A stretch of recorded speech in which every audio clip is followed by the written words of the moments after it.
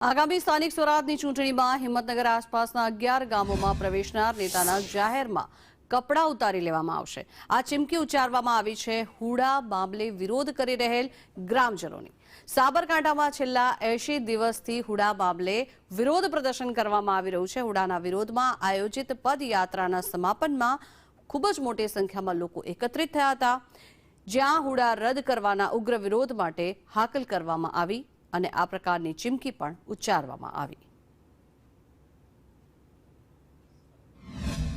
આજરોજ હુડા સંકલન સમિતિ દ્વારા 5 દિવસથી જે ખેડૂત એકતા પદયાત્રા યોજવામાં આવી હતી એની પૂર્ણાહુતિ અમે આજે કરી છે અને જે છેલ્લા 85 દિવસથી જે અમે આંદોલન ચલાવી રહ્યા છે અને એને લઈને આજે અમે એક ઘોષણા પણ કરી છે કે હવે અમે આંદોલનનો પાર્ટ 2 ચાલુ કરવા જઈ રહ્યા છીએ। અમે ઉગ્ર આંદોલન કરવાના છીએ।